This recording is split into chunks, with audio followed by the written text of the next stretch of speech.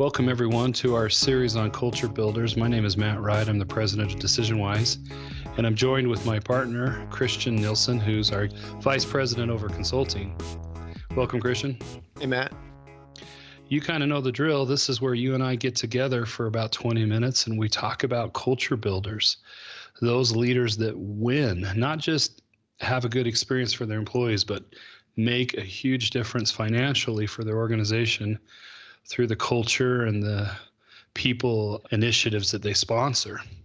We've in the past have highlighted a few. We've highlighted Alan Mullally of Ford and Danny Meyer from Shake Shack and Union Square Hospitality Group. Today, we had on our list to talk about Tony Hsieh, who has recently left us. He passed away on November 27th.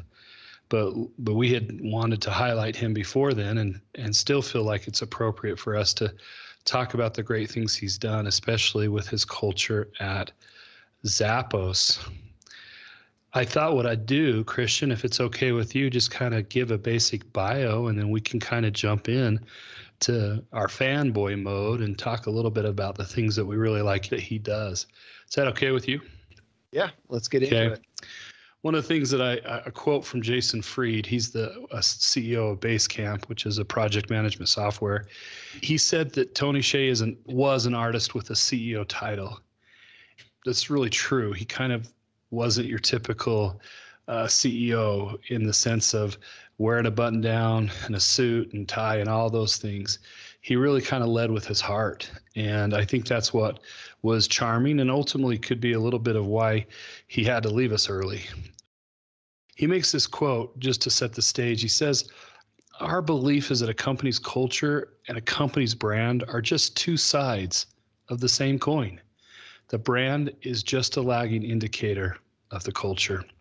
Anyway, his parents were immigrants from Taiwan.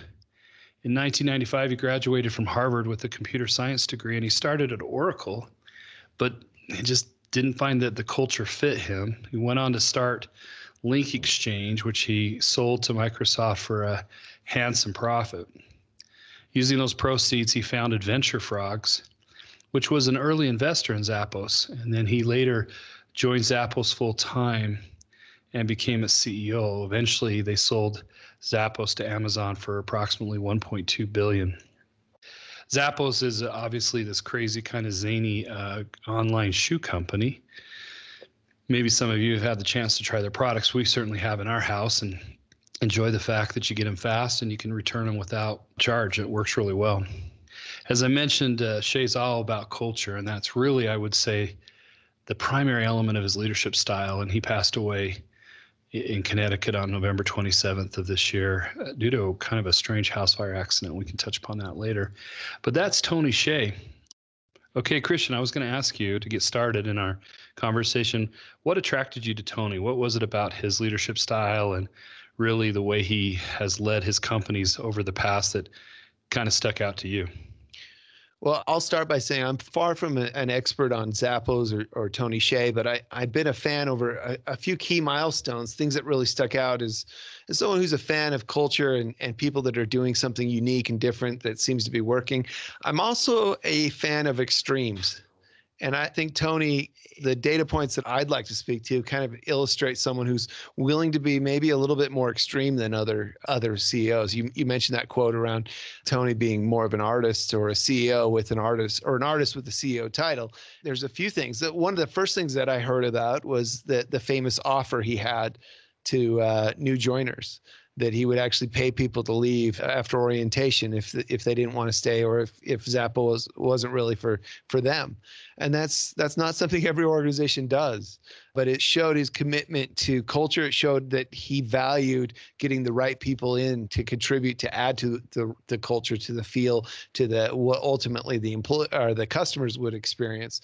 And so I think that was one of the first things that I heard about his approach that really started me kind of paying more attention and getting interested in kind of what was happening there. And I think, I've always said, or there's that saying that the extremes inform the mean.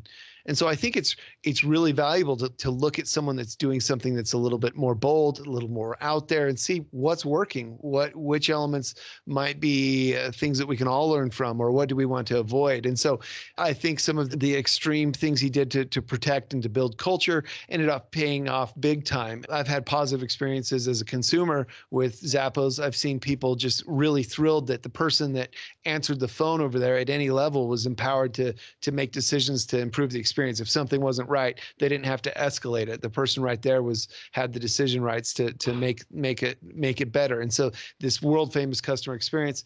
And then of course, the thing that really got me interested is that he was bold enough to be kind of one of the leading pioneers or experimenters of organizing teams and doing something that not many CEOs would be bold enough to try at that scale with that type of a high profile company.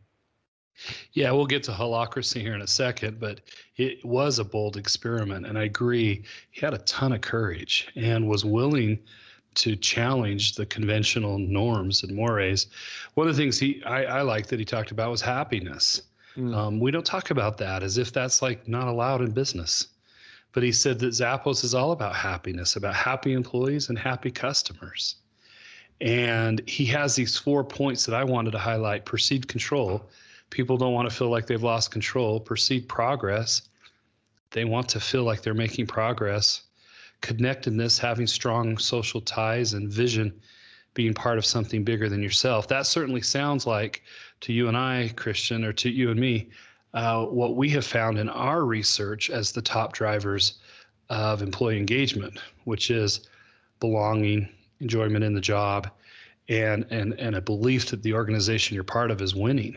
Mm-hmm. One of the things that Tony believed in was this notion that home and office should be integrated, that we really don't have a separate life at home and a separate life at the office, but somehow they're interconnected. A lot of people have strong feelings one way or the other on this. What's your take? When we engage, we're trying to invite someone to bring more of their best self, more of their complete self, their whole self to their job. And so I think that there's some truth in that, where we always have boundaries and balances and things we have to manage. I think that they become less concrete the more we enjoy the experience, the more we pour our whole self into something. And it reminds me of a quote, if you'll indulge me. There's this quote from LP Jacks, and it stayed with me. Just I heard this years ago, but I've got it here. It says, "A master in the art of living draws no sharp distinction between his work and his play, his labor and his leisure, his mind and his body, his education and his recreation. He hardly knows which is which. He simply pursues his vision of excellence through whatever he is doing and leaves others to determine whether he is working or playing. To himself, he always appears to be doing both." And I've always liked that quote. It might be idealistic, but there's just this idea that if we're enjoying and losing ourselves in contributing, being part of something, then the boundaries become a little fuzzy, whether we're working or playing. Yeah, you contrast that quote with what Tony has said, which is he wants people to be the same at home or in the office, and he believes that's when creativity shines and that's when he gets their best work. It might be when they're out doing something they love, riding a mountain bike in the desert of outside of Las Vegas, and they might have that key aha moment that fuels growth. So he agrees with you, and there's a lot to be said for that point of view. One thing he talks about is building culture early. We certainly see this with the clients that we work with. He really talks about the CEO sets the culture early in who he hires. People learn from that pattern, and then also the CEO's hires, they're spread throughout the company, and they kind of keep the culture burning. Have you seen that in the clients that we deal with, or kind of what's your perspective on that, building culture early? I think that you have a unique opportunity early in to set the tone. And we talk a lot about the tone at the top and how the attitudes, behaviors, actions, beliefs of those at the top of an organization are kind of the furnace of culture. And especially early, the personalities of the founders often make a permanent impact on a culture, on an environment, and an experience. And so I think it's important. And as I know, we're going to talk holacracy at one point, but that's one of my big questions there is when he introduced holacracy, it was already an established culture. Was that too much of a shock? And how do you take on something that big? And in true Tony fashion, he took a unique approach and used incentives and things there again. But certainly that early stage, there's some unique opportunities for those at the top of the organization to set the right tone. Yeah, we are going to jump into that area you talked about where he said culture is so important that he would give people money to leave. Yep. Right. And it was interesting. He felt that once they were given that and chose to stay, that they would really invest further. They would double down because it was sort of like this commitment that they had made when they gave up the money. They now realized how much they valued that opportunity. He had created, in other words, the chance to be part of the Zappos team was worth $4,000 or $5,000. And all of a sudden, by doing that, people gave so much more because they're like, I gave that up. I better commit. One thing I had to laugh at is he had all these values, and one of them was kind of weirdness in a good way. And he'd even ask in interviews, on a scale of 1 to 10, how weird are you? I mean, I can't imagine asking that question. I can't even imagine getting that question, but that's how he was. Yeah. I think that kind of quirkiness is part of the charm, and you hear people that interact with him were really disarmed and really drawn to him. You hear people leaving pretty great opportunities at other organizations, other fields to come work at Zappos. And I think they were drawn to that weirdness or that promise of you can be your authentic self here. Yeah. You mentioned call centers. You talked about how his call center reps were empowered to solve the problem right there. I'm just going to read what he actually wrote about this in his book. He said, I think the main thing is just trust the customer service reps and let them make their own decisions. Most call centers are set up by policies, and so the actual person that's answering the phone doesn't have any real ability to do anything. If you call most customer service places, if you ask for anything that's not normal, they have to talk to a supervisor. We try to stay away from these policies. We just ask our reps to do whatever they feel is the right thing to do for the customer and the company.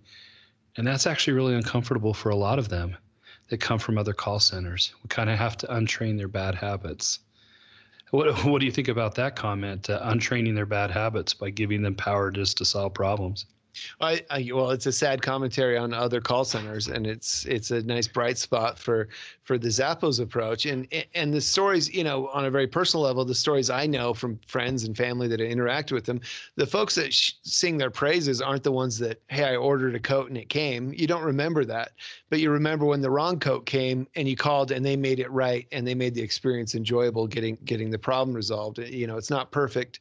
It's not getting it perfect. It's getting the correction perfect when something goes wrong. And you can't do that if you just have layers and layers of bureaucracy. And he saw that. And it's an exercise in trust, I think, to put decision making and giving people control over things that actually hit budget at the front lines. But it paid off. All right, we're here. It's finally to the elephant in the room, as I call it, the 2014 adoption of holacracy. I've been trying to get there. I was forcing it sooner. Sorry. No jobs, no titles, no hierarchy. What in the heck is holacracy all about, Christian?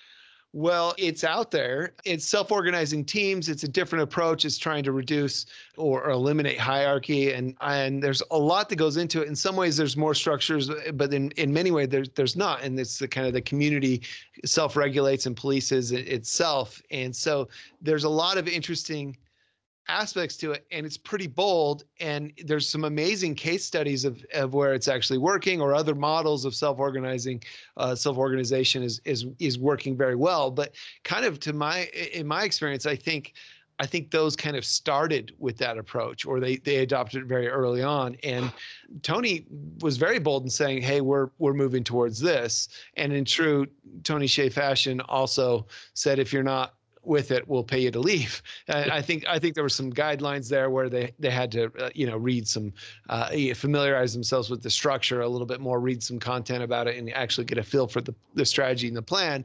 But he did have that offer, and people left. But he stuck with it. I know in kind of earlier this year, we heard that they were quietly moving away from Holacracy, but for a long time, it was Holacracy's big, I think most visible experiment where they were really trying it and giving it a go. That they did sort of back away from it, but in fairness, they haven't abandoned it. As I've been studying it, they've been saying, look, you're going to have these self-organized teams, and these teams have to, like R&D, they have to figure out how they're going to get paid. So they have to go convince other members of the company that have revenue come in, say, shoe sales, to pay them for their R&D services. It's really strange. I'm not sure how to work, but they are still, in an essence, trying to make it work. They're just giving themselves the freedom to experiment, because one thing they said is that the calls were incredibly bureaucratic, ironically, right? That in order to maintain order, they'd have these company-wide calls, and they'd have to be very bureaucratic. So they were laying on a hierarchy to make the calls work. And so that was sort of beginning to be a hierarchy in and of itself. Yeah. Yeah, it's really interesting. I'd love to. That's one of the things I'd like to spend more time understanding. What were the lessons learned? How do they modify Holacracy to fit their needs? What are they keeping? What are they getting rid of? All of those things. That the learning from an experiment at that scale, I think, would be really valuable. So I thought we'd just kind of end on some of his great quotes that he had. On business karma, if you really just think about how to make customers happy, how to make employees happy, that's actually, in today's world, ends up being a good for business. And the best businesses are really ones that can combine passion, profits, and purpose. Any that you like that stand out for you, Christian? Yeah.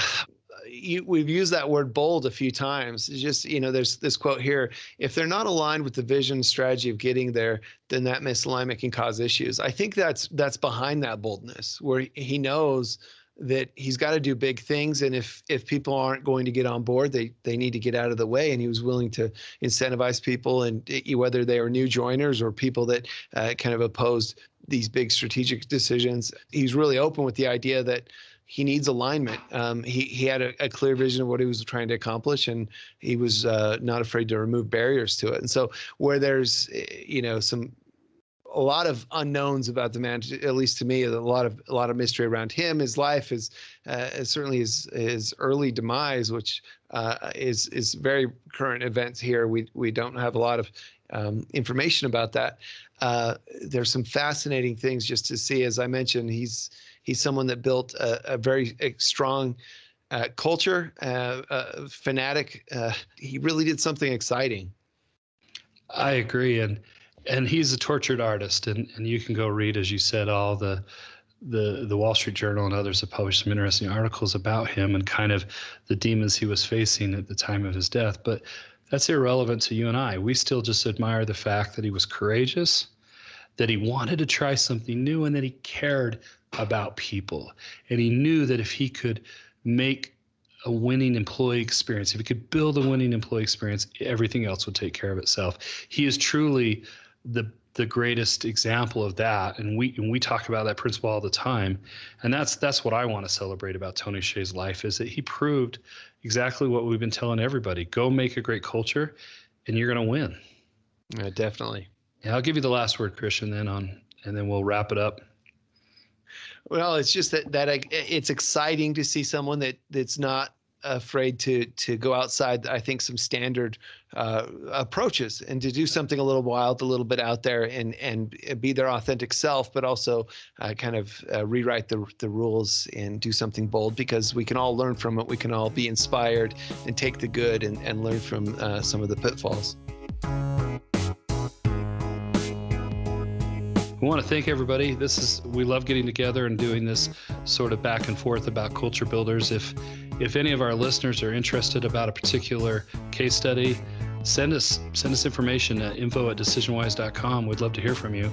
And we look forward to talking next about the next case study we have, and about how culture matters and how people are winning by taking care of people. So thanks for listening, and we look forward to talking to you soon. Thanks.